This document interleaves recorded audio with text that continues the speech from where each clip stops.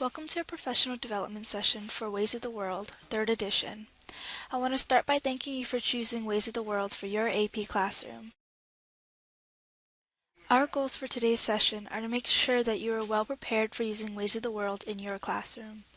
This video is designed to introduce you to the pedagogy of the student edition and give you the opportunity to take an in-depth look at the other resources that came with the text.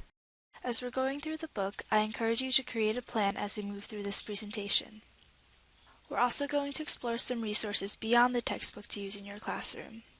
Bedford, Freeman, and Worth is always adding to its professional development video library, and I will show you the best places to find some of these resources.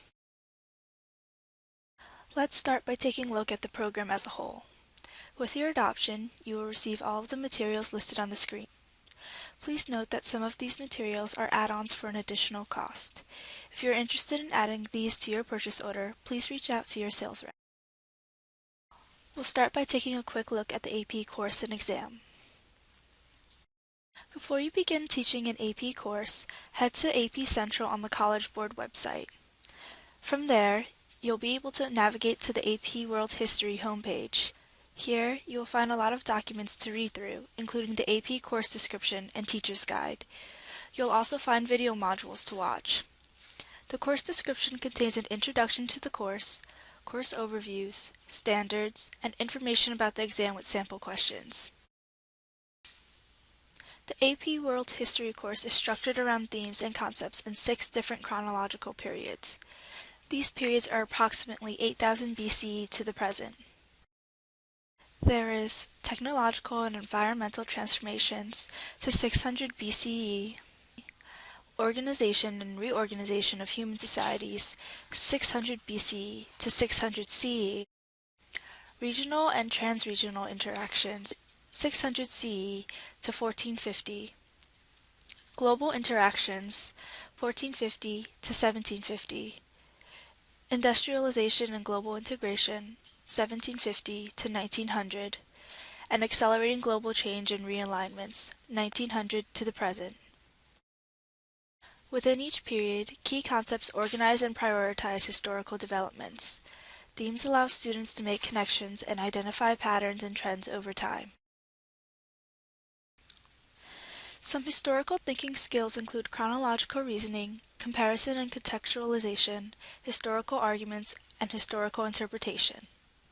Chronological reasoning compares causes and/or effects, including both short-term and long-term effects. Students will analyze and evaluate historical patterns of continuity and change over time, while connecting patterns of continuity and change over time to larger historical processes or themes. They will also analyze and evaluate competing models of periodization of world history. Comparison and contextualization compare related historical developments and processes across place, time, and/or different societies, or within one society. Students will explain and evaluate multiple and different perspectives on a given historical phenomenon, and explain and evaluate ways in which specific historical phenomena, events, or processes connect to broader regional, national, or global processes occurring at the same time.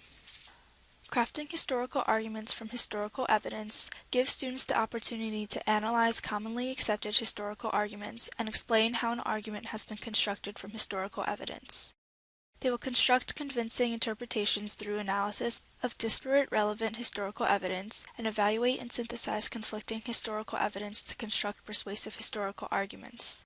Students will also analyze features of historical evidence such as audience, purpose, point of view, format, argument, limitations, and context germane to the evidence considered.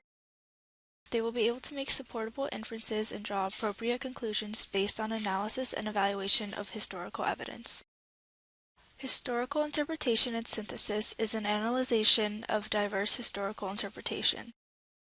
Students will evaluate how historians' perspectives influence their interpretations and how models of historical interpretation change over time. They will draw appropriately on ideas and methods from different fields of inquiry or disciplines, and apply insights about the past to other historical contexts or circumstances, including the present. Now we'll take a quick look at the exam. Your students should be familiar with the format of the AP exam starting at the beginning of the school year. The exam consists of 2 sections.